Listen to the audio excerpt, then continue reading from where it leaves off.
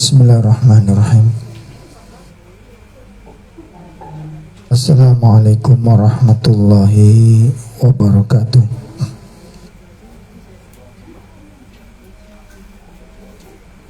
Alhamdulillahirabbil alamin.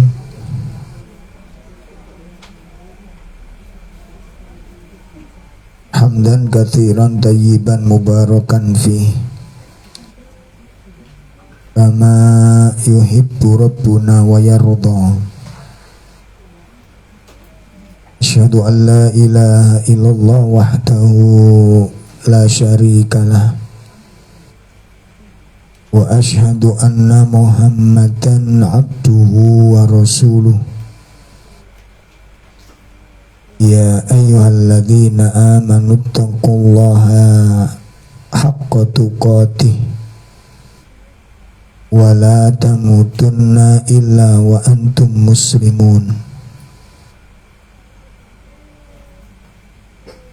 Ya ayyuhalladzina amanu taqullaha wal tandur nafsum ma qaddamat lighad wattaqullaha innallaha khabirun bima ta'malun. I'lamu anna astaqal hadits kitabullah wa khairal hadi hadi Muhammadin sallallahu alaihi wasallam wa syarrul umur muhdatsatuha wa kullu muhdatsatin bid'ah wa kullu bid'atin dhalalah wa kullu dhalalatin finnar. Ikhwatul iman, Bapak Ibu sekalian yang semoga dimuliakan Allah Subhanahu wa taala. Alhamdulillah pada pagi ini kita bisa hadir bersama-sama dalam kajian rutin bersama dengan Majelis Ta'lim Ar-Raudhah. Semoga Allah Subhanahu wa taala menjadikan ilmu yang kita pelajari mengantarkan kepada kemaslahatan dunia dan akhirat. Ikhwas sekalian,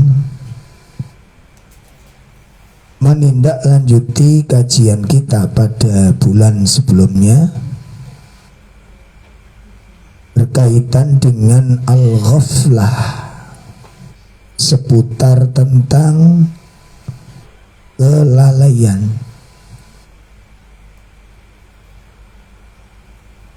Maka pada pagi ini kita akan membahas tentang obat dari kelalaian ini, sebagaimana yang telah kita pelajari bersama bahwa kelalaian merupakan salah satu penyakit hati yang sangat berbahaya, karena dampaknya itu sangat besar. Ya, orang bisa murtad itu karena kelalaian. Orang bisa tidak percaya kepada Allah itu karena kelalaian. Orang bisa menempatkan dirinya sebagai Tuhan itu juga karena kelalaian. Dan banyak sekali peristiwa-peristiwa besar terjadi itu disebabkan karena kelalaian. Baik itu dampak buruknya kepada pribadi, kepada keluarga, dan kepada masyarakat luas. Jadi kelalaian itu bisa menimpa kepada diri sendiri, bisa menimpa kepada keluarga, bisa menimpa kepada umat. Dampaknya besar kecilnya dampak dari kelalaian tergantung dari jenis kelalaian.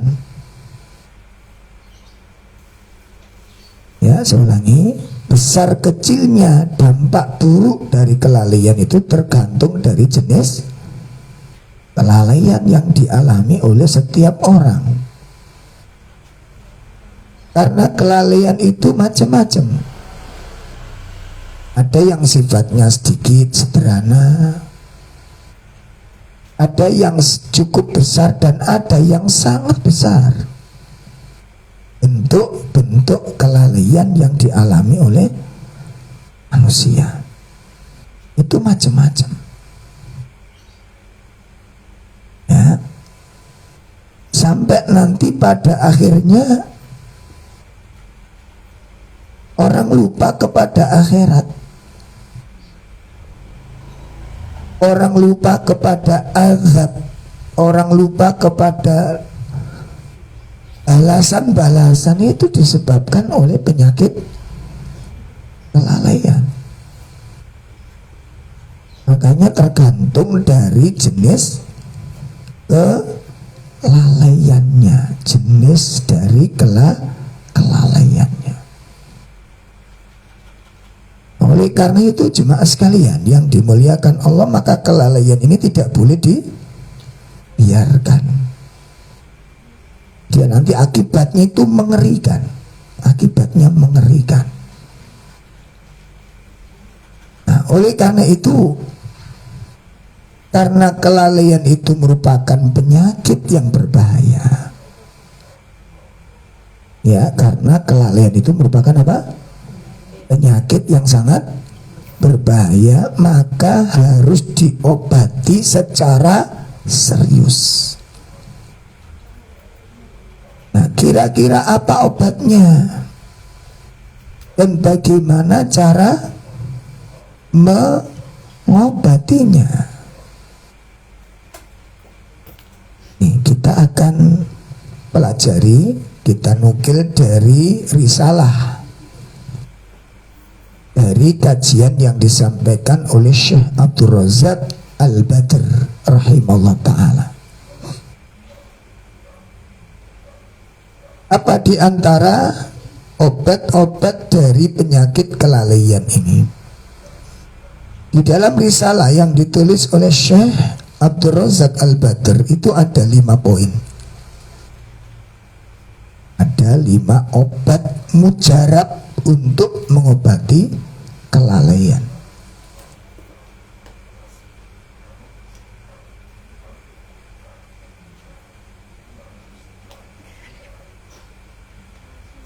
Beliau mengatakan wa zawalul ghaflah wassalamah minha yahtaju minal abdi an ya'tiyani bi umuri atidah. Ya, untuk menyingkirkan kelalaian dan menyelamatkan manusia dari kelalaian, maka manusia membutuhkan untuk memperhatikan. Ya, seorang hamba membutuhkan perhatian agar seseorang itu memperhatikan tentang perkara-perkara yang bermanfaat, perkara-perkara yang urgen, perkara-perkara yang sangat penting, tentang bagaimana upaya menyingkirkan dan menyelamatkan diri dari kelalaian itu. Ya, apa yang harus dilakukan? Yang pertama, an yujahida nafsahu alal iktsari min dzikrillah. Ini yang pertama. Hendaknya seseorang berjuang, berusaha, ya, memaksa dirinya memaksa dirinya, mengharuskan dirinya untuk apa? Alal iktsar min zikrillah, untuk memperbanyak zikir kepada Allah. Ini langkah pertama. Hendaknya seorang hamba mengharuskan dirinya, ya, berupaya keras kepada dirinya untuk memperbanyak zikir kepada Allah. Perbanyak zikirnya. Yang tentu saja yang bisa diperbanyak di sini itu adalah zikir-zikir yang sifatnya mutlak. Ya, di samping menjaga zikir-zikir yang sudah muqayyad, yang sudah ditentukan. Zikir-zikir muqayyad seperti zikir setelah sholat, zikir pagi petang. Ini zikir-zikir apa? Muqayyad, atau zikir-zikir yang mengiringi amalan-amalan kita. Zikir pagi petang, zikir apa, doa-doa yang kita baca. Ini selain itu, maka harus memperbanyak, ada zikir-zikir mutlak di sana, ya harus ditambah di sana. Kenapa demikian? Fa inna dzikrallahi jalla wa ala, karena sesungguhnya zikir kepada Allah Subhanahu wa taala itu merupakan syifaul qulub,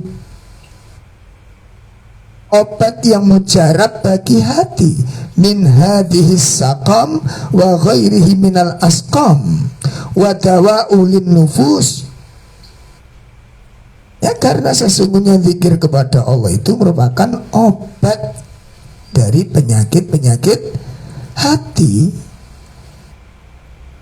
Min hadhis saqam, dari penyakit ini dan penyakit-penyakit yang lainnya. Wadawa ulin nufus, dan itu merupakan obat bagi jiwa. Itu zikir kepada Allah, obat bagi jiwa. Oleh karena itu, waliyujahida nafsahu alal iktsar min zikrillah, maka hendaknya seseorang mengharuskan dirinya untuk memperbanyak zikir kepada Allah. Nah, mari kita lihat. Adapun dalil-dalil yang menjelaskan tentang masalah ini banyak. Pertama, dalil pertama di dalam surah Al-Baqarah ayat 152. Surat Al-Baqarah ayat 152.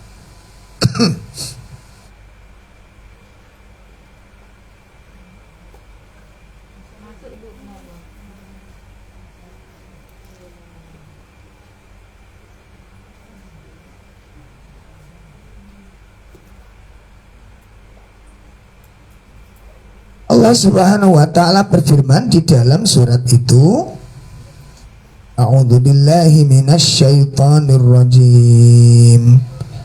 Fadhkuruni adzkurkum washkuruli wala takfurun. Allah Subhanahu wa ta'ala berfirman, maka ingatlah kamu kepadaku. Ya, maka ingatlah kamu kepadaku. Nah, kalau sudah begitu, apa kata Allah? Adzkurkum, maka aku pun akan ingat kepadamu. Washkuruli, dan bersyukurlah kamu kepadaku, wala takfurun, dan janganlah kamu ingkar kepadaku. Ini dalil tentang zikir dan buahnya. Perhatikan, dalil tentang perintah zikir dan buahnya. Jadi pertama, buah daripada zikir, Allah akan ingat kita. Nah, yang dimaksud Allah mengingat kita itu bagaimana, Bu? Pengertiannya apa? Yang dimaksud Allah ingat kita dan termasuk kita ingat kepada Allah dalam ayat ini, fadkuruni, maka ingatlah kamu kepadaku. Ya, ingatlah kamu kepadaku, itu yang dimaksud adalah mengingat kewajiban. Ya. Jadi yang dimaksud fadkuruni, ingatlah kamu kepadaku, itu artinya apa? Mengingat tentang kewajiban. Ingat kepada Allah. Ya. Maka azkurkum, aku akan ingat kepadamu. Aku akan ingat kepadamu. Nah, yang dimaksud Allah ingat kepada manusia itu, Allah akan memberikan kebaikan-kebaikan, membalas dari hak yang akan diberikan Allah kepada hamba. Termasuk apa? Menjaga hamba, hatinya enggak lalai, hatinya enggak tergelincir, itu termasuk ingat Allahnya kepada hamba begitu. Ini dalil pertama. Ingatlah kamu kepadaku, maka aku pun ingat. Jadi ingatnya hamba kepada hamba tadi, ingat terhadap apa? Ingatnya hamba kepada Allah bentuknya kayak apa? Menjaga kewajiban. Jadi sing wajib-wajib iku lakonono. Nah, nanti kalau kamu sudah menjalankan kewajibanmu, Allah balas, aku pun akan melakukan kewajibanku kepadamu. Apa haknya hamba kepada Allah? Hamba akan dijaga oleh Allah. Dulu, hamba akan dijaga oleh. Nah, termasuk Allah menjaga manusia itu, hatinya dijaga dari kelalaian dan ketergelinciran. Hati kita nggak gampang tergelincir. Masya Allah. Makanya penuhi kewajiban. Nah, kewajiban di sini, Bapak Ibu sekalian, perhatikan. Itu baik kewajiban kepada Allah secara langsung atau kewajiban kita kepada sesama manusia. Ini dijaga, dijalankan kewajiban itu. Ya, dijalankan kewajiban itu.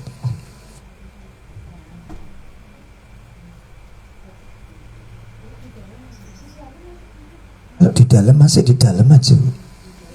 Ya kadang hembong-hembong gue dibuyar no ngaji. Ya tolong yang di luar masuk aja. Enggak dibuyar no ngaji nih gini. Kondisinya masih rawan, tolong dijaga sendiri-sendiri lah ya. Ini mumpung si oleh ngaji lumayan. Untuk mana sumpak sampean?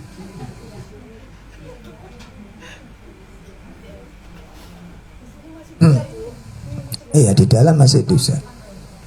Ini kayaknya perlu dibongkar tahun ngarep. Oh, Pak Arifin dan nanti.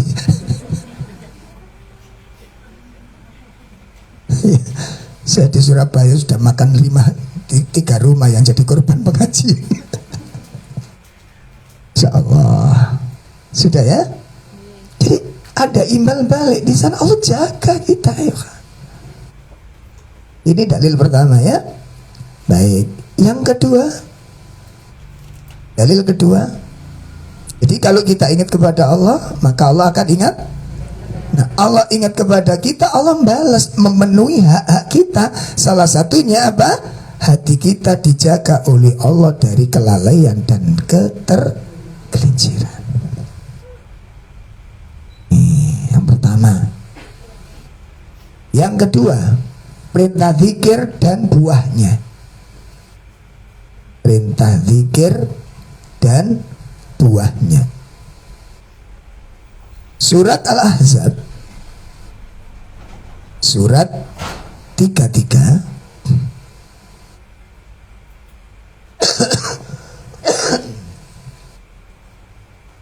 Ya, surat 33 ayat 41.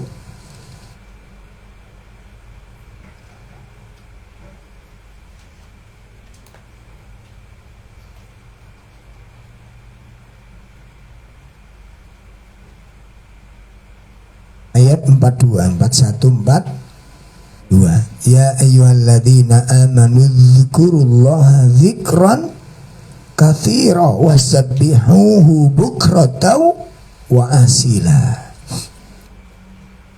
Wahai orang-orang yang beriman, ingatlah kamu kepada Allah dengan mengingat namanya sebanyak-banyaknya. Nah, jadi perintah zikir Al-Baqarah dengan ini beda. Ya. Perintah zikirnya, jenis pengamalannya beda. Kalau surat Al-Baqarah, fadkuruni, ingatlah kamu kepadaku, yang diingat tadi apa? Kewajiban. Kalau ayat ini surat Al-Ahzab ayat 41-42, itu perintah zikir dengan menyebut nama Allah, dengan zikir menggunakan lafaz penyebutan kalimatut thayyibah. Nah, zikirnya bentuknya apa? Zikir bil lisan.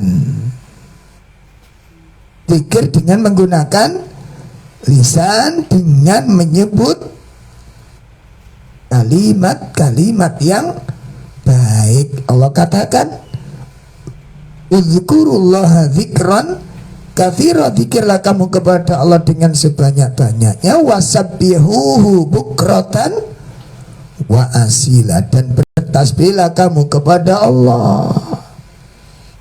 Ya, dan hendaknya kamu bertasbih kepada Allah Subhanahu wa taala baik di waktu pagi maupun di waktu petang.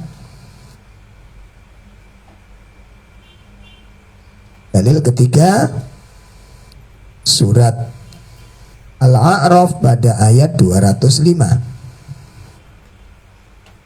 Surah Al-A'raf ayat 205. Allah Subhanahu wa taala sebutkan, fadkur rabbaka fi nafsika tadarru'an wa khifatan wa dunal jahri minal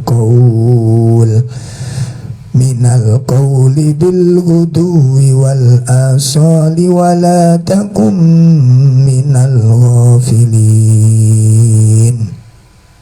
Dan ingatlah Rabbmu dalam hatimu, tadarru'an, perhatikan ini cara. Setelah Allah perintahkan kita zikir, Allah ajarkan caranya gimana yang benar itu. Maka Allah katakan dengan cara tadarru'an, dengan rendah hati, wa khifatan, dan dengan rasa takut kepada Allah. Ini berarti nggak sama dengan cara-cara zikir yang sekarang lagi viral. Zikir niku berdiri mencak-mencak tingkah, joget-joget kayak kesurupan. Ini caranya siapa? Ini kegiling lo ya gak ngedon terima. Ini aliran keras lah, Insya Allah. Yang lebih tragis lagi apa? Dan kita ingkari itu. Sekarang itu ada joget hasanah. Untuk mana? Astagfirullah. Sambil membaca sholawat dengan goyang pinggulan. Joget. Ini kalau bahasa kita, kalau bahasa ulama-ulama kita, ini nggak punya adab namanya. Mohonlah teman-teman, kalau ada omongan begini, ojo mangkele didisikno lah. Pikir gitu loh, apa pantas seorang hamba berdoa kepada Allah, bersolawat atas Nabi dengan joget begitu? Itu loh adabnya di mana? Jadi ojo delok mangkele didisikno. elengno, ingatkan, itu gak punya adab. Ya, udah diperhatikan ya, diperhatikan. Allah katakan, Allah ajarkan kepada kita seperti ini adab di dalam apa? Berzikir kepada Allah. Tadarruan wa khifatan wa dunal jahri minal qaul, dan tidak dikeraskan. Coba diperhatikan ya, wa dunal jahri minal qaul, dan tidak dengan mengeraskan apa? Suara. Lah, beradab, ada tata keramanya. Bil ghudwi wal asal, baik pada waktu pagi maupun petang. Dan kita ingat ayat terakhir, wala takum minal ghafilin, dan janganlah kamu termasuk orang-orang yang lalai. Ini obat pertama. Oleh karena itu, ibu, bapak sekalian, setiap habis sholat fardu minta tolong kepada Allah dengan serius. Minta tolong kepada Allah. Sebagaimana yang diajarkan oleh Nabi, jangan sampai kamu tinggalkan kalimat ini setiap kali sholat fardu. Allahumma a'inni ala zikrika. Ya Allah, tolonglah aku, bantulah aku agar aku senantiasa berzikir kepadamu. Ayo dipraktek, no ibu, dipraktekkan. Bahkan termasuk ketika kita menemukan sesuatu yang tidak kita sukai, jangan lepas daripada zikir. Ojo cerewet ae, ngecemos ae, ngoceh ae, zikir. Coba kalau ada sesuatu yang menjengkelkan, yang sering kali kita lakukan, zikir apa ngoceh? Oh, ini gak ada masalah ini. Coba kalau kita, maaf ya, biasanya kan kita ngoceh itu ngomongin tentang perkara yang gak disuka, itu gak menyelesaikan masalah. Hati itu semakin sempit, masalah semakin semrawut. Dan itu ingat, tolong diingat-ingat. Tolong diingat-ingat. Ini kan biasanya dicampur dengan marah kan biasanya. Ya betul, biasanya begitu ya. Nah, udah marah begitu, ini peluang-peluang setan tuh mainnya luar biasa dengan kita. Coba jenengan lihat, ketika kita terjadi marah dan kemudian kita ikuti dengan ngomong tadi, kalau bahasa kasarnya ngoceh itu tadi, pikiran ini kepingin marah yang lebih tinggi lagi, Pak. Boleh kesalahan liane. Itu setan yang berperan di dalam benak kita itu. Makanya jangan diberi peluang, jangan menjadi tim suksesnya. Paham ini? Coba ketika marah pun pikir. Kemarin waktu kita ngaji kitab Adabul Mufrad, gimana marahnya orang-orang alim? Doa. Nek ganjaluno sepuro ndongakno rahmat, gitu loh. Itu marahnya orang soleh. Tak ngecepret. Akhirnya apa? Kalau udah ngecepret begitu, ngomongin yang enggak. Pasti yang jelek. Mencaci, mencela, mengungkit-ungkit, itu pasti keluar nanti. Ya, makanya ketika marah, mereka tetap menjaga kemarahan itu dengan apa? Zikir kepada Allah, kepada orang yang dimarahi, kepada orang yang mengecewakan. Seperti anak dikecewakan orang tuanya, omongannya gimana? Ya Aba rahimakallah, hai bapak, semoga Allah merahmatimu. Aku gak kurang-kurang lu ngono loh. Ada zikir di situ. Yuk dilatih. Wala takum minal ghafilin, jangan engkau menjadi termasuk orang-orang yang lalai. Ya, selalu diikuti dengan zikir. Insya Allah dalam segala keadaan. ketika marah pun lisannya nggak lepas dari subhanallah, soleh banget gitu loh. Jangan sampai kita solehnya pas ngaji aja. Ya, kalau begini nih sikil capek, astagfirullah, terpegel, subhanallah. Itu selalu zikir. Pas di rumah lain sudah. Hati ini pegel, ngamuk.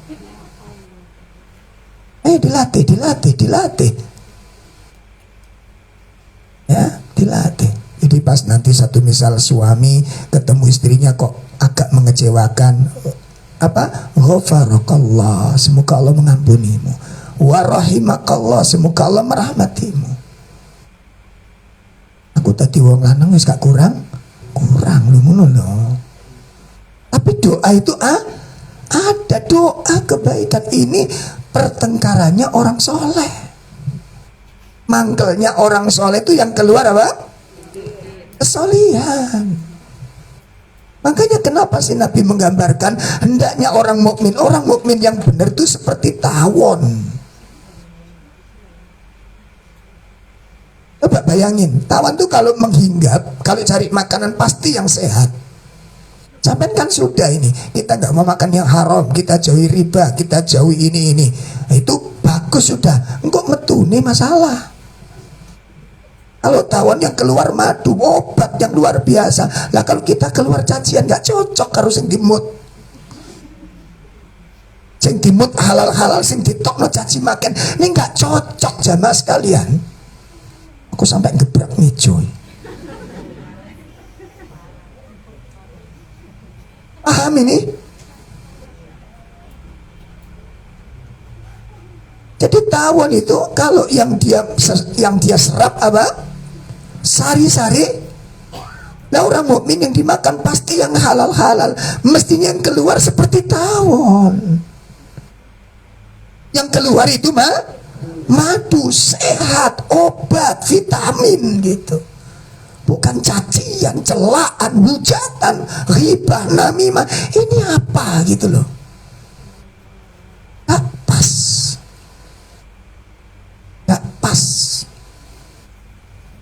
Persoalannya ibu-ibu bapak sekalian, kalau kita ngaji sudah 5 tahun, 6 tahun masih seperti itu, berapa tahun lagi kita harus mendidik diri kita ini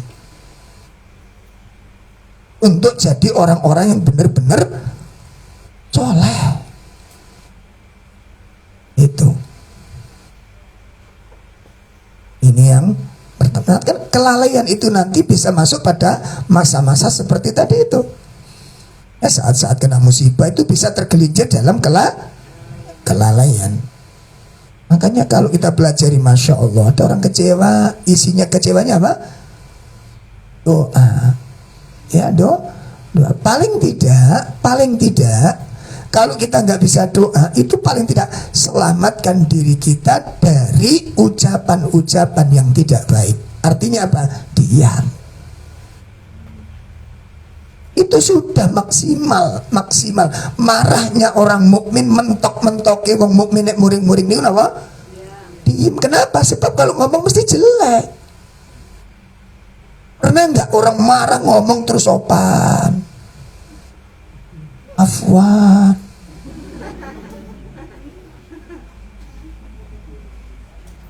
Gak ada. Diem, sudah diem. Kan Nabi kita telah menganjurkan, man kana yu'minu billahi wal yaumil akhir falyakul khair. Barang siapa beriman kepada Allah, beriman dengan hari akhir, hendaklah dia berkata yang, kalau tidak bisa dalilnya mas ngerti, tapi ngecemesnya gak bisa hilang.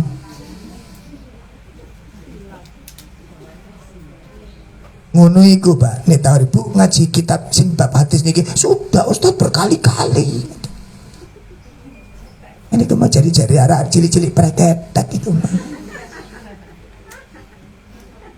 Gak nyantol blas gitu. Ya ini yang pertama. Zikir pada Allah dalam segala suasana, dalam segala keadaan zikir kepada Allah. Paksakan zikir, menggiring dirinya untuk zikir, menuntun dirinya untuk zikir. Ini obat pertama dari kelalaian. Makanya sampai-sampai Masya Allah, sampai-sampai coba dibuka surat Al-Furqan, bagaimana Allah menjelaskan sifat ibadur Rahman. Surat 25 ayat 6, 3. Wa ibadur Rahman alladzina yamshuna 'alal ardi hauna wa idza khatabahumul jahiluna qalu salama. Itu dilihat. Ya, surat 25 ayat 63. Wa ibadur Rahman, sudah ketemu? Dan hamba-hamba Allah Ar-Rahman itu adalah apabila berjalan di muka bumi dengan tawadhu, dengan rendah hati. Dan apabila orang-orang jahil menyapanya, artinya menghinanya, mencelanya, qalu, mereka menjawab salama. Mereka menjawab, membalasnya itu dengan ucapan selamat. Artinya ucapan selamat itu apa? Dia menjaga lisannya, menyelamatkan lisannya dari kotoran-kotoran. Ngerti maksudnya? Jadi kalau dia dicela orang, dicaci maki orang, dihujat orang, membalasnya apa? Dia selamatkan lisannya dari ucapan-ucapan yang kotor. Itu sifat ibadur Rahman. Sifat ibadur Rahman. Nanti kalau ada orang mencacinya, dia jaga lisannya, dia selamatkan. Yang dimaksud qalu salama itu dia menjawabkan ucapan selamat. Itu artinya apa? Dia jaga ucapannya dari ucapan-ucapan yang tidak baik. Sampai seperti itu. Poin pertama. Obat yang kedua.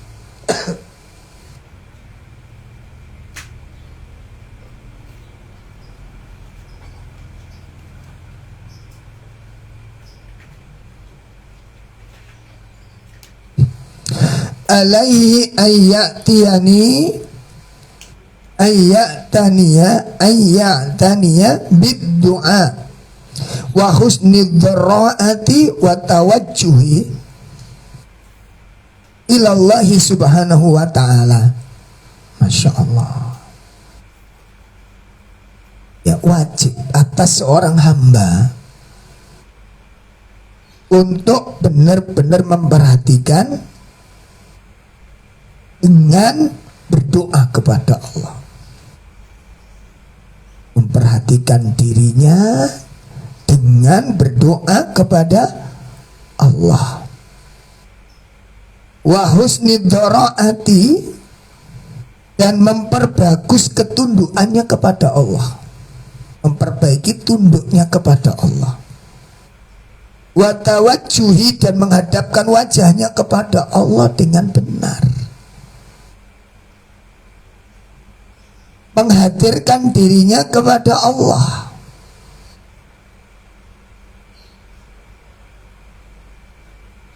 Kenapa itu dia lakukan? Memperhatikan doanya, memperhatikan tentang ketundukannya, memperbagus, menghadapkan dirinya kepada Allah. Kenapa itu dilakukan? Bi an yuziha an qalbihi ghaflatahu, agar Allah menghilangkan kelalaian dari hatinya, agar Allah hilangkan kelalaian dari hati kita, agar Allah hilangkan penyakit ini dalam diri kita.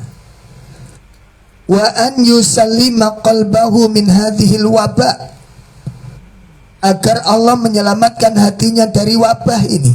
Kelalaian itu wabah, atau penyakit, wal bala, atau musibah. Musibahnya hati, kelalaian. Wabahnya hati, kelalaian. Penyakitnya hati, kelalaian.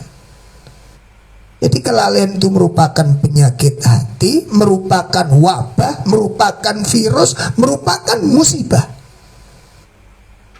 Maka agar kita ditolong oleh Allah, hendaknya kita memperhatikan doa-doa kita, minta tolong kepada Allah Ta'ala. Ya, kenapa kok doa? Kenapa doa dijadikan sebagai obat? Pertama,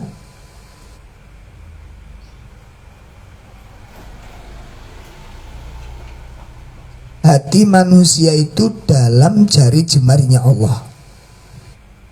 Alasan pertama, dasar pertamanya apa? Karena hati manusia itu berada di antara jari jemarinya manusia. Nggak bisa tak ngatur hati ini dewi, mboten saged. Sampeyan saged mboten pas sumpek langsung diputar jadi seneng? Bisa apa enggak, Bu? Bisa apa enggak? Enggak bisa.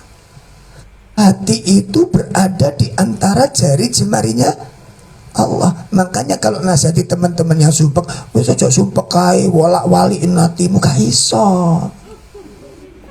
Sing nasihati error. Gak iso, keliru nasihati. Ya sama dengan orang sumpek, wis aja nangis. Oh, keliru, tambah nangis. Jadi kalau udah nangis, enggak apa-apa Mbak, sampai nangis. Engkau leren malahan. Loh gitu kan. Ini resep kemarin saya pakai selama pandemi itu. Ustaz, saya sedih. Enggak apa-apa, sedih itu wajar, wong sakit kok. Boleh Ustaz, boleh. Sampai sedih. Iya Ustaz, iya enggak apa-apa. Tapi aja nemen. Malah enteng pikirannya, itu loh. Wong sedih kok gak oleh piye? Kok diwalik, coba awakmu sing loro, ngono malahan. Makanya mumpung durung aku sing ditungakno, malah kadang-kadang enak sampean ustad, aku guru ustad aja. Dipikir ustad yo gak sumpek apa piye. Caranya keliru. Kalau orang sedih nggak boleh, ini keliru. Jelas ya? Nangis, tidak apa-apa, biarin nangis. Biar lega hatinya. Ada teman-teman yang kehilangan suaminya, kehilangan anaknya, bahkan kehilangan suami dan istrinya. Kok suami dan istri? Kehilangan suami dan anaknya. Saya sedih Ustaz, saya nggak bisa berpikir. Wajar. Mungkin saya pun mengalami yang sama. Kalau saya menjalani seperti itu mungkin sama dengan jenengan. Tapi kan kita harus punya pikiran. Jangan sampai larut. Iya, malah enak Pak. Gak usah, gak apa-apa Itu musibah buat anti. Jari sing punya musibah, coba bojomu sing mati. Mesti ngancam dia. Iya Bang ya. Ini kalimatnya nggak pas kalau jenengan jadi apa motivator itu nggak cocok ini. Orang sedih itu biarin sedih, boleh nggak apa-apa. Dan saya sakit Ustaz, nggih, saya dengar juga begitu katanya jenengan sakit. Suami saya meninggal, iya nggak apa-apa. Gimana rasanya Bu sekarang? Sedih Ustaz, nggak wajar. Itu bentuk kasih sayang jenengan dengan suami. Tapi saya nangis terus, nggak apa-apa. Penting ojo cerit-cerit. Oh iya Ustadz, saya bisa mengendalikan bagus. Dan yang paling penting apa? Doa. Jenengan hadapi dengan pikiran tambah berat. Doa. Jelas ya? Nah ini Ibu juga demikian, doa. Kenapa doa? Satu, apa dasarnya tadi? Sebagai obat hati. Hati itu berada di antara jari jemarinya Allah. Jadi yang bisa ulak-ulak hati manusia, sumpah, seneng, ringan, berat, lapang atau sempit itu Allah. Ini alasan pertama, dasar pertama kenapa kita doa. Karena hati itu berada di antara jari jemarinya Allah Ta'ala. Dia yang membolak-balikkan hati manusia. Yusarrifu kaitu yasha. Dia yang membolak-balikkan hati manusia. Ini dasar pertama. Ya. Doa. Yang kedua, kenapa? Karena ada zat yang maha menjaga hati, yang bisa menetapkan hati, menjaga istiqomah, itu Allah. Manusia nggak bisa.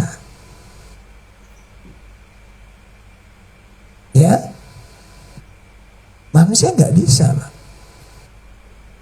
Yang berkuasa itu Allah. Dia yang berkuasa atas segala sesuatu. Innallaha ala kulli syai'in qadir. Sesungguhnya Allah itu berkuasa atas segala sesuatu. Makanya berdoa, minta tolong kepada Allah agar hati tidak dipalingkan oleh Allah. Makanya ada doa Rabbana la tuzigh. Ini yang doa ini yang serius loh ya. Ini doa penting ini. Rabbana la tuzigh qulubana ba'da idh hadaitana. Allah, jangan kau jadikan hatiku condong kepada keburukan setelah mendapat hidayah. Berarti tergelincir, lengah, lalai. Rabbana la tuzigh qulubana. Ini dasar yang kedua. Kenapa kita berdoa? Karena Allah yang maha berkuasa atas segala sesuatunya. Yang ketiga, kenapa kita berdoa? Pada dasarnya karena doa itu memberi manfaat baik kepada perkara-perkara yang sedang terjadi, yang sudah terjadi, maupun sebelum terjadi. Doa sebagaimana dijelaskan oleh Nabi Shallallahu Alaihi Wasallam dalam sebuah hadisnya yang diriwayatkan oleh Imam Tirmidzi dan Imam Hakim. Nabi menyatakan inna du'a yanfa'u mimma nazal wa mimma lam yanzil. Sesungguhnya doa itu bermanfaat. Sesungguhnya doa itu apa? Bermanfaat. Mimma nazal, terhadap apa yang sudah terjadi, terhadap sesuatu yang sudah menimpa. Wa mimma lam yanzil, dan perkara yang belum menimpa. Ya Allah, yang sudah terjadi tetap ada manfaat, yang belum terjadi bisa mendatangkan manfaat. Makanya doa. Salah satu doa agar hati kita tidak digelincirkan Allah adalah Rabbana la tuzigh qulubana. Itu salah satu doa agar kita tidak digelincirkan oleh Allah, nggak dilalaikan oleh Allah. Ya Allah, ini yang dasar yang ketiga. Kenapa kok kita berdoa? Karena doa itu mendatangkan kemanfaatan baik perkara yang sudah terjadi maupun belum terjadi. Doa makanya. Baik, ini langkah yang kedua. Obat kelalaian yang kedua adalah doa. Serius dalam doa, menghadapkan wajah kepada Allah ketika berdoa, dan betul-betul minta tolong, Mbak. Betul-betul minta. Ini perhatikan, ini baik untuk diri sendiri maupun untuk orang lain. Untuk suami, untuk istri, doakan. Doakan, ya Allah, jangan kau jadikan hati istriku menjadi lalai. Nah, sebelum mendoakan istrinya, mendoakan diri sendiri. Ojo ndongakno bojone tok, awake dhewe gak ditungakno. Baik. Obat yang ketiga.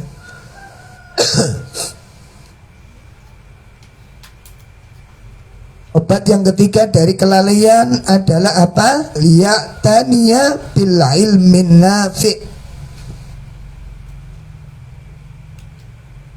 Hendaknya seorang hamba memperhatikan dengan ilmu yang bermanfaat. Memperhatikan ilmu yang bermanfaat.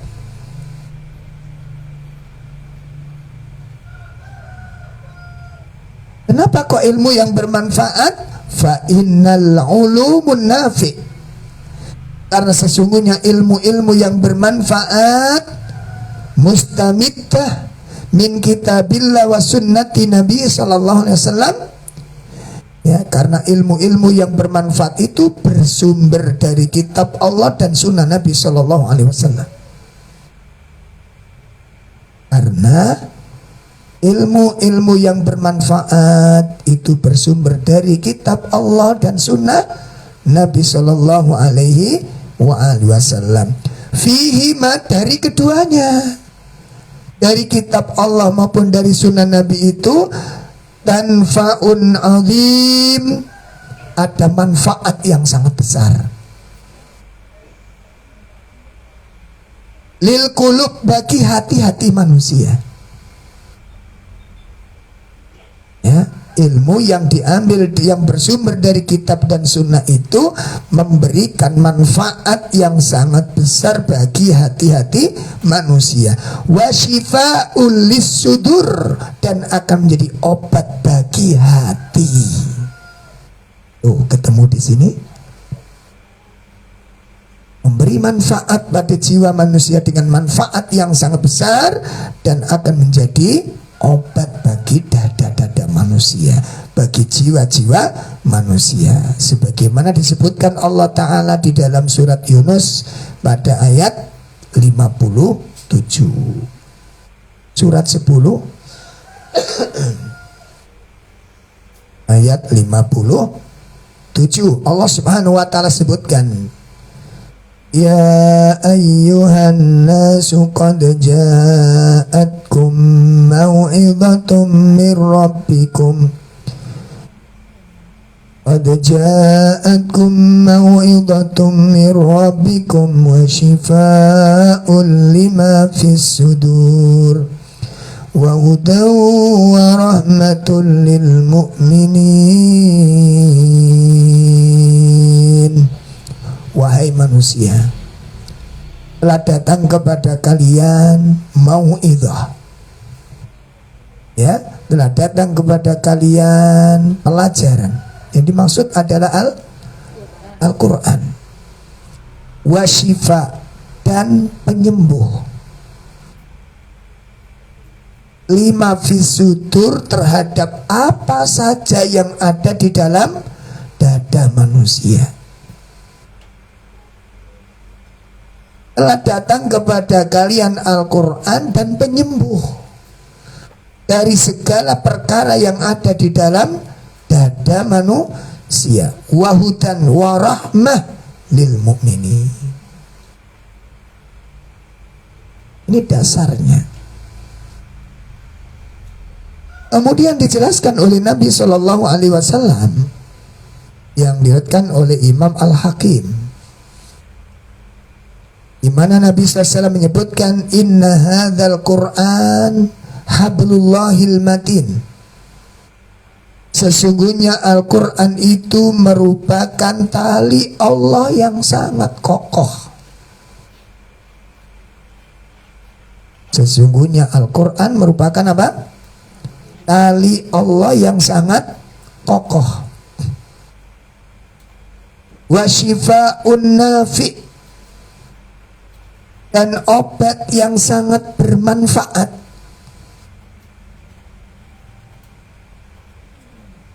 Wa nurul mubin, cahaya yang jelas, cahaya yang terang. Ismatun, Al-Quran menjadi penjaga.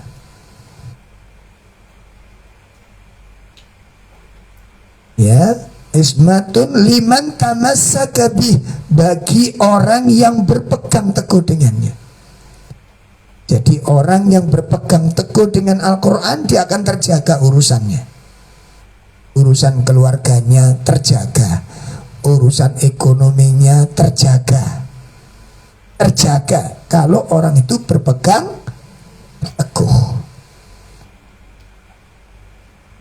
Ya, wa najatun limanittaba'ah, dan akan menjadi penyelamat bagi orang yang mengikutinya. Masya Allah. Jadi Al-Quran itu tali Allah yang sangat kuat, cahaya yang sangat terang, obat yang sangat bermanfaat, penjaga bagi orang yang berpegang teguh kepadanya, penyelamat bagi orang yang mengikutinya. Oleh karena itu pesan dari materi yang ketiga ini, kalau tidak ada uzur benar-benar syar'i, begitu bertepatan dengan kajian ilmiah, jangan sampai ditinggalkan.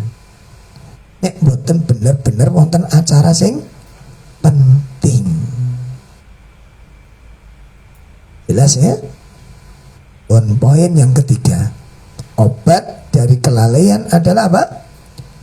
Ilmun nafi, ilmu yang bermanfaat.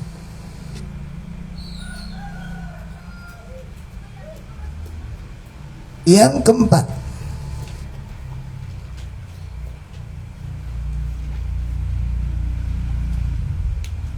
alaihi bimujalasati ahlil khair wan nubli wassalah.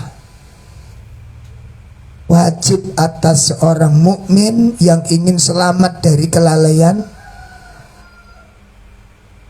wajib atas setiap orang mukmin yang ingin selamat dari kelalaian, dari ketergelinciran. Apa kewajibannya? Bimujalasati ahlil khair, untuk bersahabat dengan orang-orang yang baik, untuk bersahabat, bermajelis, kumpul-kumpul ahlil khair, dengan orang-orang yang cinta dengan kebaikan. Wan nubli, dan orang-orang yang cerdas. Siapa orang yang cerdas? Orang cerdas itu orang yang mampu membedakan manfaat dan mudarat. Cerdas namanya. Orang cerdas itu orang yang mampu membedakan apa? Mana yang manfaat dan mana yang mudarat. Jadi ngelakoni apa gak cuma seneng, enak, umum, tren, gak ngono. Ini hidup ini bukan untuk tren-trenan. Hidup ini bukan untuk umum-umuman. Hidup ini bukan untuk viral-viralan. Ya. Hidup ini sebuah tanggung jawab. Jangan sampai sesuatu itu menggelincirkan kita, maka kumpul dengan orang-orang cerdas. Orang cerdas itu pasti melakukan sesuatu yang jelas manfaatnya. Aja pokoknya lagi booming, lagi tren, lagi Masya Allah. Apa manfaat? Ya. Jadi kalau kita bentuk komunitas, pastikan komunitas itu mendatangkan apa? Manfaat. Kalau enggak, diem aja, sudah diem, enggak usah komentar. Karena komentar didik nek grup ora kena dikomentari, Pak. Sampeyan watuk muni kabeh. Bapak sampeyan ana diem gitu, sampeyan watuk muni kabeh. Apa Mbak? Aku sik melek. Aku lagi masak, muteling kok.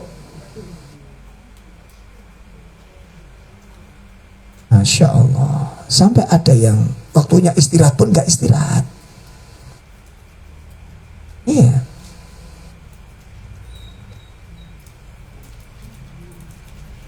Ya ini. Jadi kumpul dengan orang-orang ahli, orang-orang yang baik. Wanu beli orang-orang yang cerdas. Wassalah, dan pastikan selalu berkumpul bersahabat dengan orang-orang yang soleh. Wal yahbis, hendaklah dia menekan nafsahu, dirinya ditekan, dipaksa. Wa yulzimuha, dan melazimi, mengharuskan dirinya, ditonton dirinya, dipegang dirinya itu bimujalasatihim, untuk bersahabat dengan mereka. Ini 3 jenis manusia tadi itu: ahli kebaikan, cerdas, soleh. Pastikan kita bersahabat dengan mereka. Pastikan kita berkomunitas dengan mereka, berinteraksi dengan mereka. Kenapa? Fa innal jalisa mu'athirun fi jalisihi. Karena sesungguhnya bersahabat dengan mereka itu mu'athirun, punya pengaruh yang sangat kuat. Fi jalisihi, terhadap sahabat-sahabatnya. Oh, wala budda, kata beliau, kata Syekh Abdul Razak, dan itu pasti. Coba kalau nanti kumpul dengan orang-orang yang ahli taubat, seperti Umar mengatakan apa? Jalisut tawabin, kata sahabat Umar, hendaklah kamu bersahabat dengan orang-orang yang ahli taubat. Siapa sih ahli taubat itu? Salah sedikit istighfar, keliru dikit dengan teman minta maaf. Kalau kita bersahabat dengan mereka, kata Umar, kenapa kok kita harus bersahabat dengan ahli taubat, orang yang banyak beristighfar dan mohon ampun, baik kepada Allah maupun kepada manusia. Kenapa? Fa innahum araqqu afidatahum, karena mereka adalah orang yang paling lembut hatinya. Makanya Umar mengatakan, duduklah kalian, bersahabatlah kalian dengan orang-orang yang ahli taubat. Kenapa? Mereka itu orang yang paling lembut hatinya, paling halus hatinya. Salah dikit, coba salah dikit, afan ya aku barangkali menyinggung perasaan, barangkali keliru, barangkali salah, Masya Allah. Gampang minta maaf pada orang lain, gampang mohon ampun kepada Allah, lembut hatinya. Ini kata Umar. Dan memang kenyataan di dalam fakta, bersahabat orang baik, bersahabat orang buruk itu ada dampaknya masing-masing. Jadi obat yang keempat apa? Wajib atas kita untuk mengarahkan dirinya, menekan dirinya, menuntun dirinya untuk bersahabat dengan orang-orang ahli kebaikan, orang-orang yang cerdas, dan orang-orang yang soleh. Dipaksa untuk kumpul dengan mereka. Jadi kalau ibu-ibu punya teman, kalau ibu buat apa saja selalu disetujui, tinggalkan teman seperti ini. Tapi biasanya wongku milih selalu mutafakun alaih. Bersahabat dengan dia itu wis gak tahu cocok, ini salah, ngono salah. Enak kumpul sampai sembarang kalir oleh. Orang kalau kita bersahabat dengan orang yang ketika kita berbuat apa saja disetujui, Anda hancur. Anda hancur, kita hancur. Anda nggak mencegah, dan itu bukan teman yang baik. Teman yang ridho dengan kehancuran kita itu bukan sahabat yang baik. Tolong didengarkan ini, karena kita sering salah menilai. Siapa sahabat yang baik menurut kita ini? Orang yang menyelamatkan kita dari kerusakan. Orang yang menyelamatkan kita kalau kita durhaka kepada Allah. Ingin kita dicintai Allah, itu sahabat yang baik. Bukan orang yang selalu mengamini apa yang kita perbuat. Jelas ini? Orang yang selalu, mas gini mas, oke, sepakat, mutafakun alaih, soheh. Soheh. Orang jerumuskan kita dalam kebencian Allah, kok baik itu dari mana gitu. Sama coba teman duduk kalau sampean ujian ya, sampean ujian. Ternyata jawaban sampean salah, disepakati sama dia. Apa dia teman baik? Elek-elek ani mikir ngono, gak usah dalil. Elek-elek ani ngono lho. Sampean ujian punya teman duduk, ketok jawabannya salah, dibenarkan sama dia. Apa dia teman yang baik?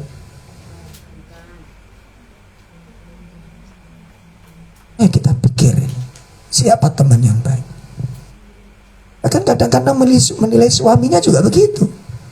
Enak mbak, suami sampean memberikan 17 Agustusan kemerdekaan.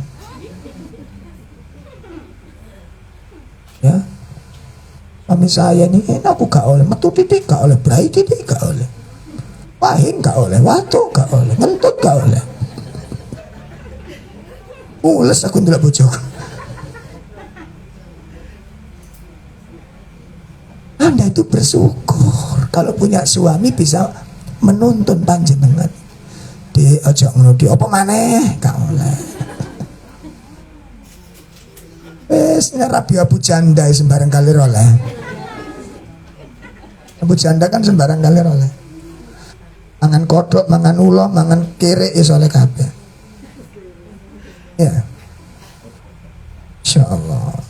Dan kita ini berislam dengan Islamnya Rasulullah Sallallahu Alaihi Wasallam. Baik. Jadi pastikan yang keempat tadi apa? Sahabat dengan orang-orang yang pastikan. Jangan mulai merapat, mulai meninggalkan pelan-pelan. Kira-kira nggak ada manfaatnya sudah mulai nggak aktif dulu. Nanti kalau dicari-cari di grup ini si Fulan kemana kok nggak pernah nongol? Ya tongolin aja, nongol gitu nih. Oh gitu aja kok repot. Kok nggak pernah dengar komentar? Sudah, semuanya sudah komentar, nggak usah diperbanyak, tambah puyeng.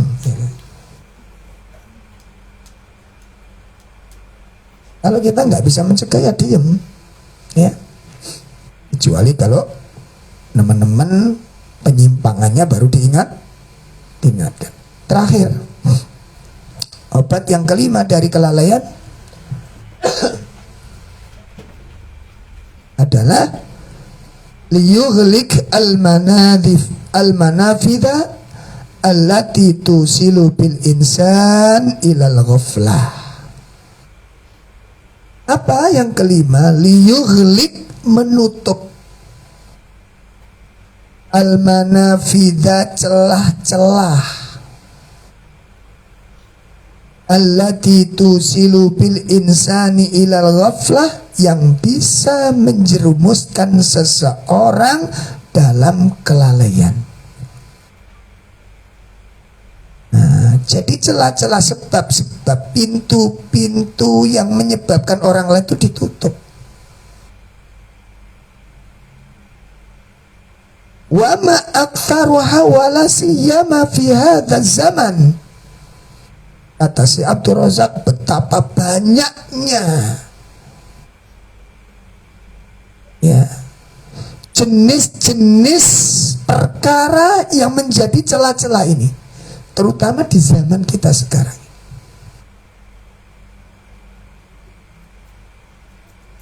Terutama di zaman nggak terhitung jumlahnya, Pak. Pintu-pintu terbuka, jalan-jalan dibentangkan, celah-celah dibuka di zaman kita ini. Untuk menjadi orang lalai itu mudah di zaman kita. Untuk menjadi orang yang rusak itu mudah di zaman kita ini. Wala yaj'al abwabaha maftuhan. Jangan kau biarkan pintunya itu terbuka. Allah. Jangan kau biarkan pintunya apa? Terbuka.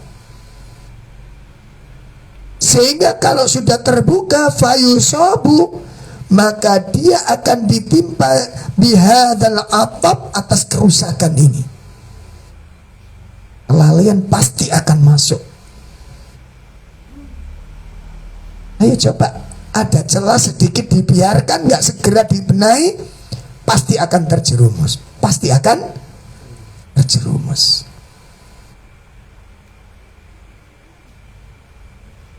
Kita akan ditimpa oleh kerusakan, wa yubtala bihadzadda, dan kita akan ditimpa penyakit yang mengerikan ini. Begitu pintu dibuka, begitu jalan dibentangkan dan tidak segera kita tutup, maka kerusakan itu akan menimpa kita.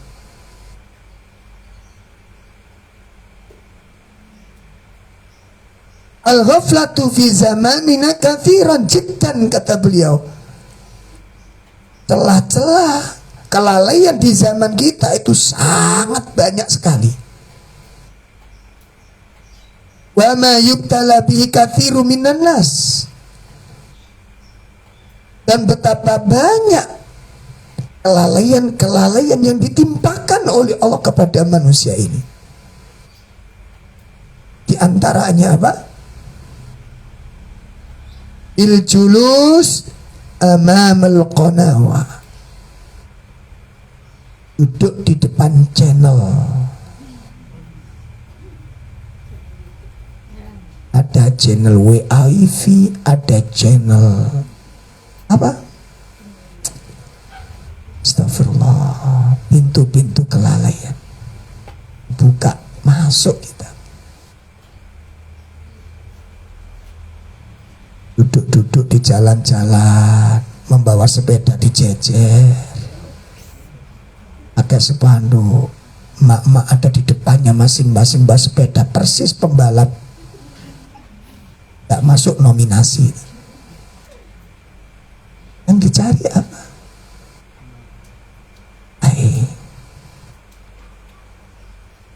Ya Allah, ya Allah. Tapi mereka kuat loh, himmahnya itu, himmah itu menganggap perkara penting itu luar biasa itu. Saya lihat sampai ada komunitas emak-emak sepeda pancal itu ada 4 orang.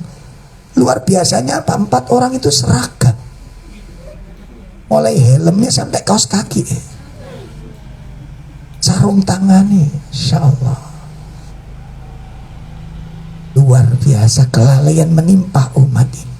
Makanya nggak heran kalau kemudian nggak ada kecemburuan kepada agama, hilang amal soleh, nggak sedih, masuk penyakit, nggak takut, wajar. Kenapa? Sudah ditimpa oleh kelalaian. Sehingga saking parahnya kelalaian ini, ketika para orang tua disedihkan oleh anak-anak yang sudah rusak akhlaknya, orang tua yang sudah dibikin pusing dengan kenakalan anaknya, itu pun mengatakan apa? Anak sekarang nakal itu wajar. Mereka menganggap kenakalan dan kerusakan ini sebuah kalimat yang keluar dari orang tua semacam ini. Anak nakal itu wajar mas, zaman saya gue reka nakal. Itu berarti nggak ada indikasi untuk memperbaiki kenakalan, karena dianggap itu hal yang. Tapi begitu anaknya mulai ikut kajian, celonoi mulai cingkrang, memeti wong tuane. Kon melo opo? Oh aliran nopo? Takutnya luar biasa. Tapi anaknya nggak sholat, nggak pernah pulang, nggak ngerti waktu, menganggap itu hal la haula wala quwata illa billah. Seperti ini parahnya kelalaian ketika menimpa manusia. Jadi anak rusak menjadi anak durhaka pun dianggap itu wajar. Anak berjalan menuju sholat takut orang tuanya. Betapa terbaliknya hati manusia ini. Betapa terbaliknya akalnya. Makanya disindir oleh Allah dengan penyakit yang namanya corona. Makanya mau kelihatan positif, petinya ini negatif malah. Dulu kan orang kepingin positif, sekarang positif malah takut, berusaha untuk menjadi negatif. Disindir oleh Allah, menunjukkan tentang apa? Jungkir baliknya akal manusia. Sampai parahnya seperti itu, sampai penyakit pun menyindir dan kita nggak sadar. Dicek positif, mas, ya apa caranya negatif? Padahal kita dulu kepingin menjadi orang yang selalu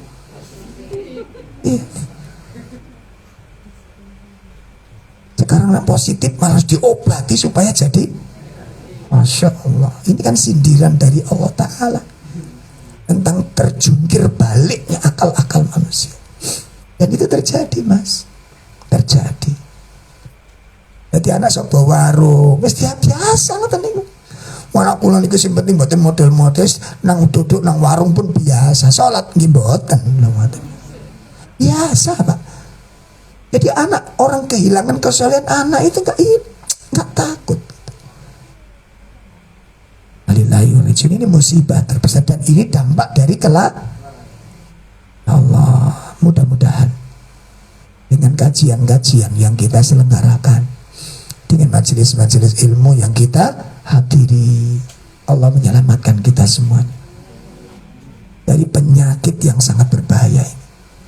Jadi nanti orang keluar dari Islam pun biasa, Mas. Kehilangan Islam, kehilangan iman gak jadi masalah. Ini kelalaian, ngeri.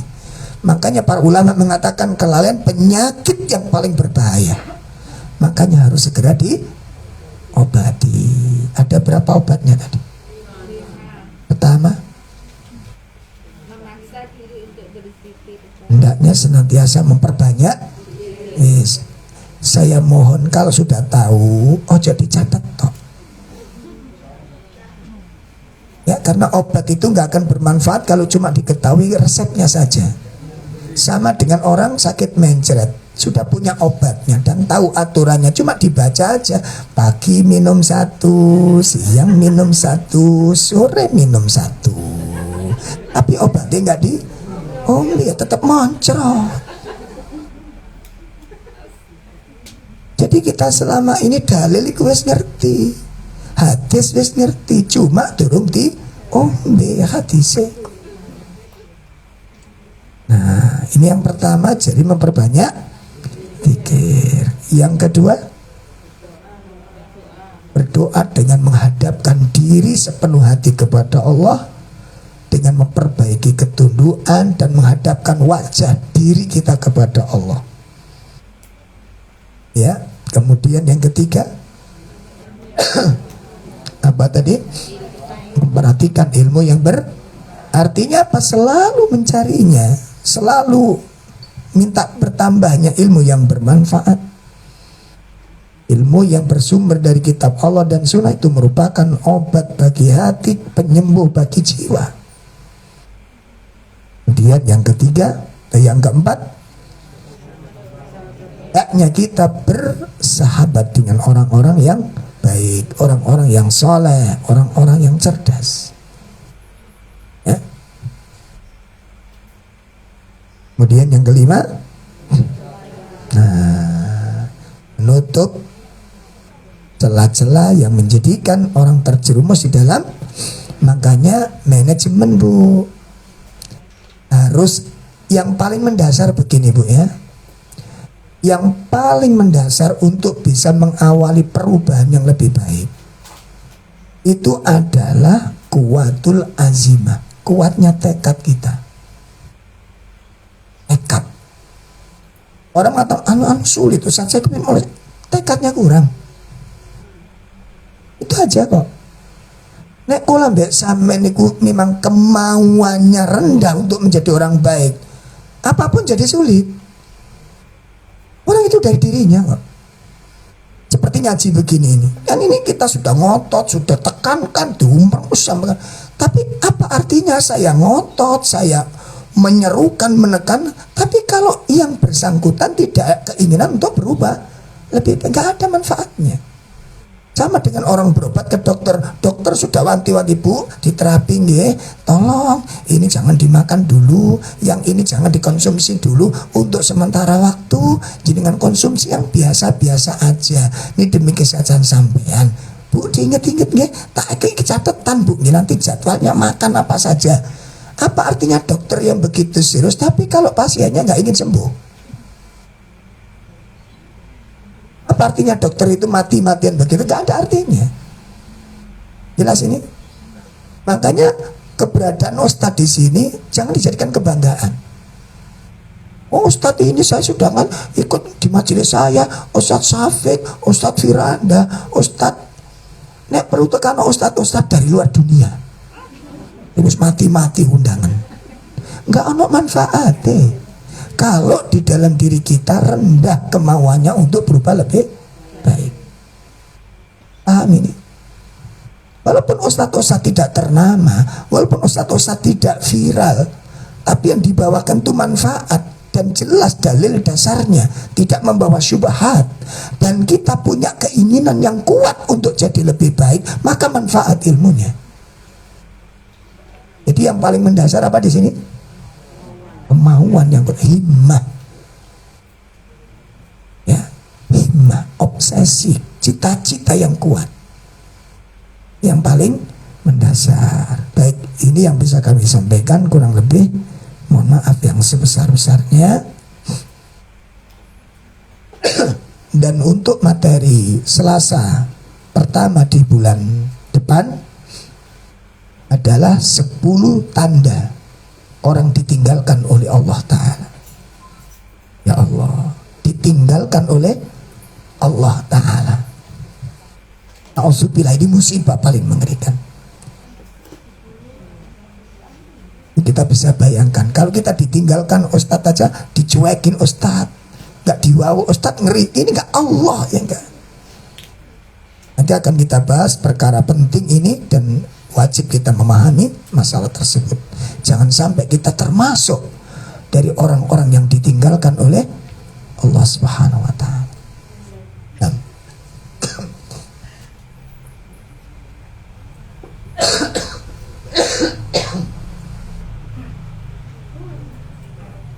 Bismillahirrahmanirrahim. Ada pertanyaan, Ustaz, apakah saat kita terhalang dari berbuat kebaikan itu dampak dari kemaksiatan dan dosa-dosa kita, dan bagaimana kita mengatasinya? Nah, banyak sebab orang terhalang melakukan kebaikan. Ada kalanya udzur syar'i, ada kalanya udzur syar'i. Ya seperti kecapean karena mungkin habis ada pekerjaan berat. Ini kan terhalang orang. Ya, nah jadi kalau udzur syar'i, maka insya Allah kebiasaan dia lakukan tetap dapat pahala. Ya, seperti orang kehilangan sholat malam. Kenapa? Karena nungguin orang tua yang sakit, nggak bisa ditinggal. Satu misal. Atau ketiduran karena suaminya harus dijaga, ya, karena sakit, itu misal, ya. Jadi kalau udzur syar'i, insya Allah yang hilang itu akan tetap dicatat oleh Allah. Atau safar, orang safar tidak puasa sunnah, ya, kehilangan, terhalang untuk melakukan ketaatan, itu udzur syar'i, maka dia tetap dapat pahala tersebut kalau biasanya dia melakukan kebaikan. Jelas ya? Nah, adapun kalau tidak ada udzur lalu dia terhalang, adanya kemalasan atau menunda-nunda, ya, maka itu bagian dari kemaksiatan dan dosa. Iya, benar itu. Benar. Di antara tanda-tanda dampak buruk, ya, di antara tanda-tanda yang jelas, yang nampak oleh mata kita, yang bisa dilihat oleh mata kita, tanda-tanda orang itu apa namanya, pengaruh dari kemaksiatan yang ada itu apa? Satu, lemahnya kemauan untuk melakukan kebaikan, munculnya sifat malas. Ini efek dari pengaruh maksiat. Efeknya di situ, muncul sifat apa? Males. Ya. Nah, kalau sudah males itu biasanya gandengan yang kedua, apa itu? Tatawani anil khair. Tatawani anil khair. Apa itu? Menunda-nunda kebaikan. Menunda-nunda kebaikan itu tanda-tanda yang jelas oleh mata kita. Sudah pegang Quran itu gak sido diwaca, Bu. Makanya gini loh, Bu. Rungok nih. Kita harus punya komitmen di dalam menata diri. Contoh, waktu-waktu untuk Allah. Kapan saja, khusus untuk Allah, waktu sholat. Waktu untuk Allah di waktu sholat itu antara masuk waktu adzan sampai ibadah sunnah ba'diyah zikir selesai, itu namanya waktu untuk Allah. Sudah, ini jangan dimasuki oleh apapun.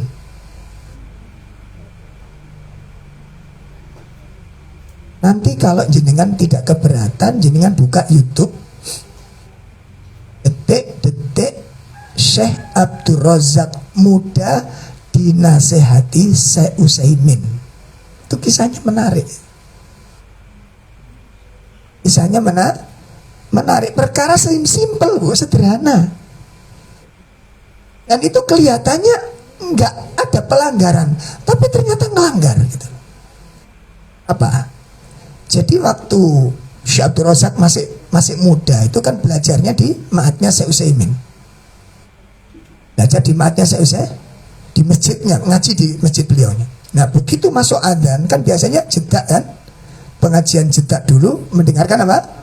Adzan. Nah pada saat jeda itu kan Syekh Utsaimin duduk diam gitu kan, karena sedang apa? Ada dengar adzan. Nah itu dimanfaatkan oleh Syekh Abdul Razak mendekat ke Syekh Utsaimin untuk nanya tentang ilmu. Begitu Syekh Abdul Razak mendekat ke Syekh Utsaimin untuk bertanya tentang ilmu, apa kata Syekh Utsaimin? Syekh nggak menjawab. Begitu dan ya Syekh, saya ingin bertanya kepada Anda. Apa kata Syekh Utsaimin? Isma, dengerin Adam. Ini waktunya ibadah, dengerin. Ya Allah, ditanya tentang agama, nggak dijawab, disuruh dengerin Adam. Kenapa? Ini waktunya apa? Waktunya ibadah apa? Dengerin.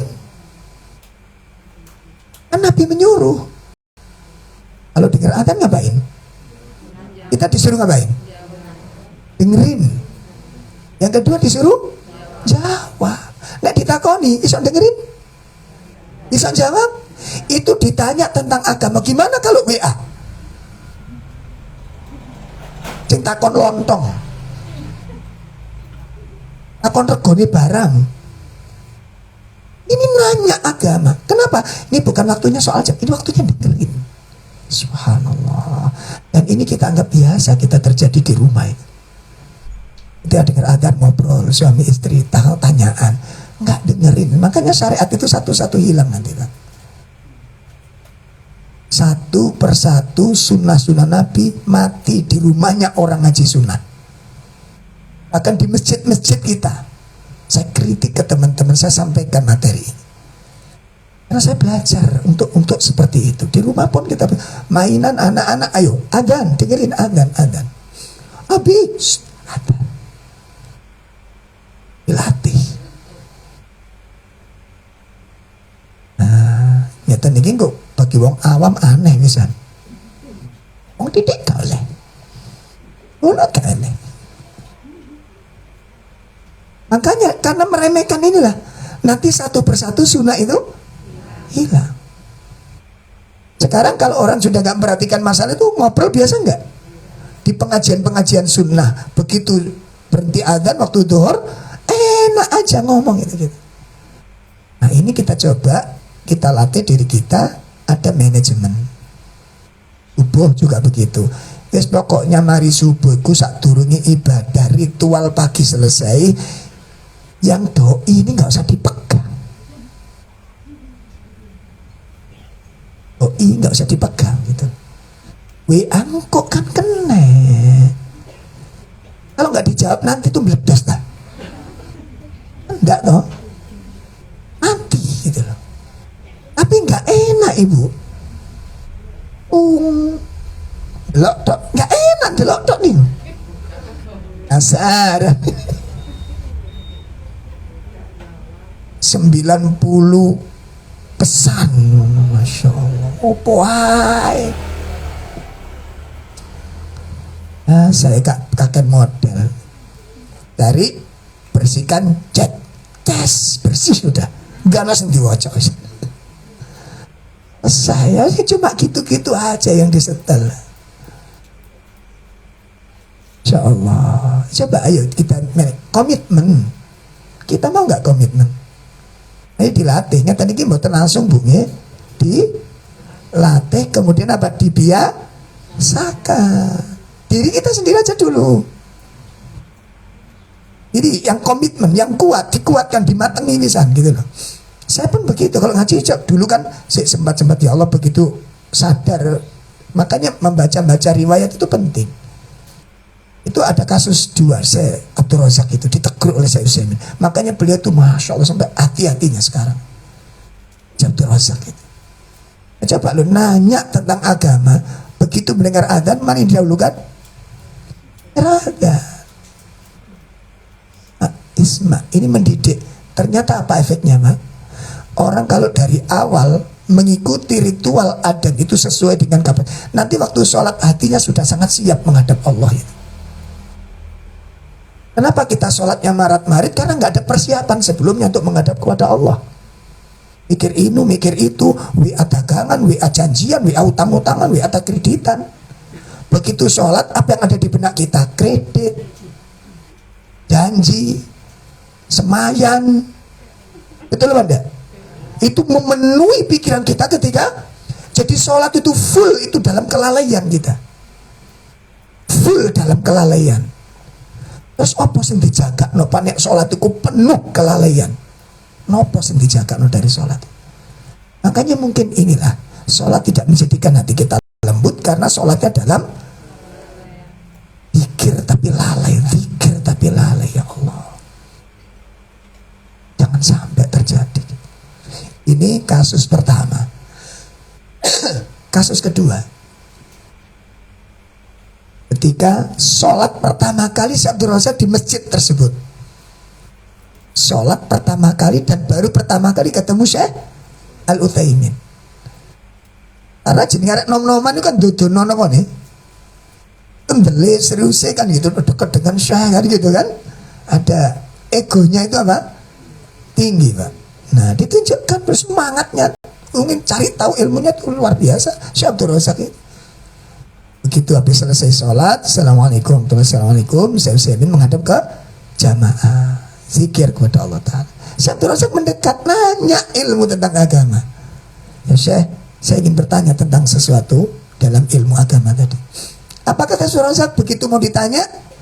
Wasabbihu, fasabbihu, bertasbihlah. Saat ini waktunya baca tasbih habis sholat. Gimana? Assalamualaikum.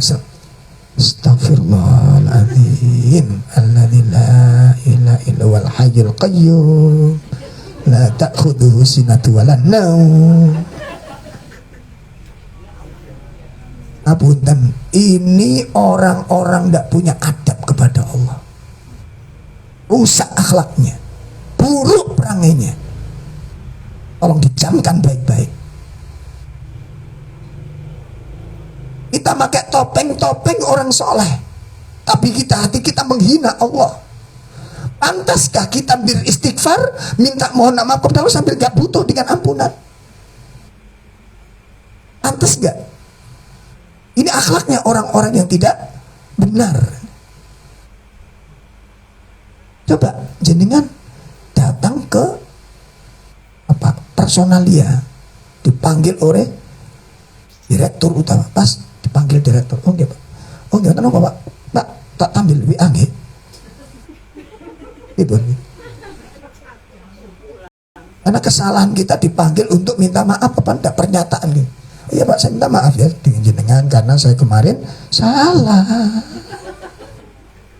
Mana adabnya ini, kepada orang aja nggak beradab loh ini. Bisa dipahami ini? Ini istighfar kepada Allah, kita butuh diampuni. Ayo ikhwah, sambil buka ada begitu. Di masjid-masjid itu banyak kaum muslim. Atau minta nomor, nanti kan bisa. Tapi makanya anak saya itu kadang-kadang diuji dengan anak saya. Bi, astagfirullahaladzim, astagfirullah. Bi, astagfirullah, subhanallah, subhanallah, subhanallah. Tak tutup tangan kalau anak saya, Abi sedang tasbih, waktunya tikir. Anak saya, sekarang kalau mau deket, langsung tangan saya, subhanallah. Langsung gak jadi, langsung duduk denger. Ayat si Uwas ini lucu. Habis sholat kan yang namanya anak-anak kan gak ngerti Bu. Tak jawab ya, kejebak kita.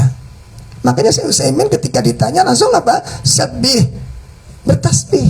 Waktunya bertasbih sekarang, bukan tanya-tanya, tanya nanti. Ada waktunya sendiri. Berarti di sini melihat ulama itu betul-betul manage kapan untuk Allah. Untuk Allah pun kita reseki dengan urusan dunia. Kapan untuk Allah ini? Nah, ini di manajemen, di tata. Begitu Ibu ya. Jadi caranya bagaimana kita menata diri? Ada komitmen dan ada konsep. Dibangun komitmennya. Dibangun komitmen. Makanya Syekh Salim, ibu-ibu sudah ada yang punya Syarah Riyadhus Shalihin belum? Syarah Riyadhus Shalihin yang ditulis oleh Syekh Salim sudah punya belum? Belum? Nah, nggak usah dibuka kalau gitu. Maunya tak suruh buka kalau ada gitu loh. Nanti bisa dilihat dalam kitab bab muraqabah itu. Muraqabah itu selalu merasa di apa kata beliau? An yajibu 'alal mu'min apa? An yuraqiba qalbahu. Wajib orang mukmin itu memperhatikan kondisi hatinya. Mengawasi. Jadi awak ini perlu siapa yang mengawasi? Ini kita sendiri. Ayo diawasi, kapan kita saatnya lemah, kapan kok ada apa ini. Coba dalam urusan fisik kita selalu perhatian gak? Merasakan gak itu? Dalam perubahan fisik ini loh. Mangan mulai gak enak, terasa apa enggak? Aku rasa nih ngono loh. Aku pikir kok gak patah enak iki, yo kerosong gitu loh. Kalau kita kan terasa banget toh. Iki oleh telung dino iki mangan nek didik wis. Wah, kon opo iki? Mangan enggak seberapa selera. Kan terasa toh. Lah mestinya itu yang harus kita awasi. Jelas ya? Kapan? Berapa kali terhalang? Seperti tadi pertanyaan.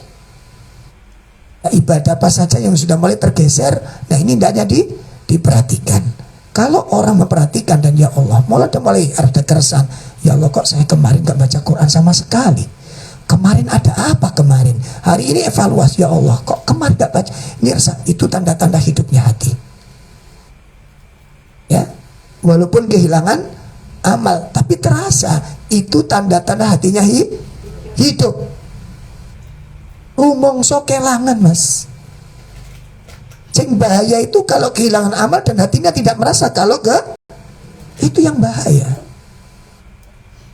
Kehilangan zikir, kehilangan baca Quran, kehilangan sedekah, kehilangan banyak kehilangan. Kok nggak rumongso? Ini bahaya. Begitu Ibu ya. Jadi yang paling mendasar membangun komitmen dan manajemen itu diatur, ditata betul. Waktunya untuk Allah. Jadi kami belajar, kami dan anak-anak kami di rumah itu kita ajari Bu. Ya namanya belajar itu kadang-kadang kesandung, kadang-kadang nyungsep. Itu namanya belajar. Jadi kami pelajari waktu untuk Allah sudah, alhamdulillah beberapa anak kami sudah langsung mulai perubahannya sangat bagus sekali. Jadi kami ada waktu bermain, kita main bareng, ada waktu untuk bermain. Makanya kita sampaikan, waktunya main-main, waktunya sholat. Begitu mendengar adzan, subhanallah yang satu lebih bagus lagi. Jadi belum adzan itu udah mandi anak-anak. Nanti suruh sudah, begitu adzan ya, itu udah tahu itu, alhamdulillah. Mulai terbangun, dan mudah-mudahan istiqomah sebab anak-anak itu misteri. Kemarin dicontoh saiki mending jeglek. Oh namanya anak. Jelas ya? Tapi paling tidak karena pembiasaan bisa kita lihat akan perubahan dan athar itu pengaruhnya. Jelas ya? Baik, itu yang bisa kami sampaikan. Kurang lebih mohon maaf, mudah-mudahan bermanfaat. Wassallallahu ala nabiyyina Muhammad subhanakallahumma wa bihamdika asyhadu an la ilaha illa anta astaghfiruka wa atubu ilaik. Assalamualaikum warahmatullahi wabarakatuh.